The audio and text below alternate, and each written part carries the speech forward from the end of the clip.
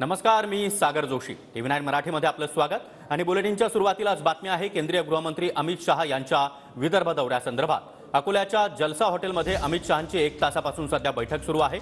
अमित शहा यांच्याकडून विदर्भातील 6 लोकसभा मतदारसंघांचा आढावा घेतला जातोय. अमित शहा यांच्यासोबत उपमुख्यमंत्री देवेंद्र फडणवीस, त्याचबरोबर भाजप प्रदेशाध्यक्ष चंद्रशेखर बावनकुळे हे देखील या बैठकीसाठी उपस्थित आहेत. आणि या संदर्भात अधिक माहिती देण्यासाठी आमचे प्रतिनिधी गजानन उमाटे सध्या आपल्यासोबत आहेत. गजानन, गेल्या तासाभरापासून अमित शहा यांच्या उपस्थितीमध्ये विदर्भातील 6 लोकसभा मतदारसंघासंदर्भात महत्त्वाची बैठक सुरू आहे.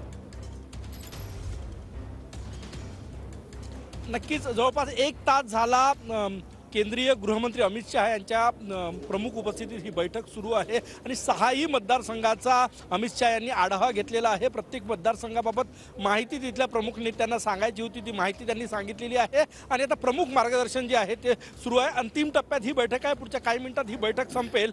सगळ्यात महत्त्वाचं म्हणजे महायुतीचे 100% उमेदवार कसे निवडून येतील यासाठी काम करण्याचा कानमंत्र जो आहे तो अमित शहा यांनी या बैठकीत दिलेला आहे. बूथ स्तरावर जे आपापले बूथ मजबूत करण्यात आलेले आहे, बूथची बांधणी करण्यात आलेली आहे, तिथे फॉलोअप घ्या, मतदाराचा टक्का कसा वाढेल आणि सगळ्यात महत्त्वाचं म्हणजे मित्रपक्ष किंवा स्वपक्ष महायुतीचा उमेदवार म्हणून काम करा, अशा प्रकारच्या सूचना दिलेल्या आहे. आपण बघू शकतो या ठिकाणी हालचाल वाढायला लागलेली आहे. थोड्याच वेळात केंद्रीय गृहमंत्री अमित शहा या बैठकीतून बाहेर पडतील अशी माहिती आहे. 6ही मतदारसंघातले जे काही पदाधिकारी होते त्यांच्याकडनं आढावा घेण्यात आला आणि त्यानंतर अमित शहा यांनी या सगळ्या संदर्भात मार्गदर्शन केलं. अत्यंत महत्त्वाची ही बैठक होती.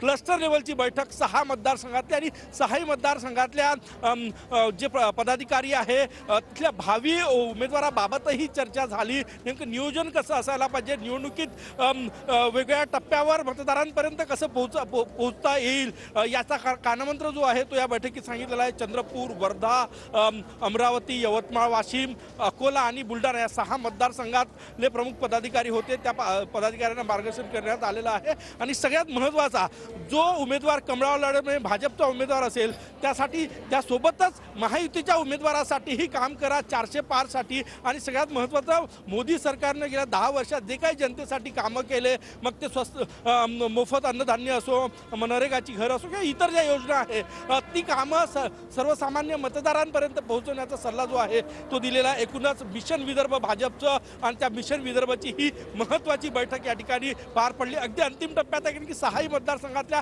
प्रमुख पदाधिकाऱ्यांना तयारीचा आढावा, कारण की तयारी घेऊन जायचं होतं, डॉक्युमेंट्स घेऊन जायचं होतं की तुम्ही आतापर्यंत या मतदारसंघात कशी बांधणी केली, काय काय उणिवा आहे, काय काय स्ट्रेंथ आहे, त्याचा आढावा घेण्यात आला. त्यानंतर अमित शहा यांनी या सगळ्याबाबत मार्गदर्शन केलेलं आहे. अत्यंत महत्त्वाची बैठक. 10 लोकसभा जागा विदर्भात आहे, त्यापैकी महत्त्वाच्या 6, ज्यामुळे चंद्रपूरही आहे, जी चंद्रपूर गेल्या वर्षी भाजपला जिंकता आली नव्हती, तिथे जास्त जोर कसा लावता येईल याचंही मार्गदर्शन या नक्कीच गजानन. तर अमित शहा यांच्या बैठकीकडे आपलं लक्ष असणार आहे. वेळोवेळी ताजे अपडेट्स आम्ही तुमच्याकडून घेणार आहोत. धन्यवाद या माहितीसाठी.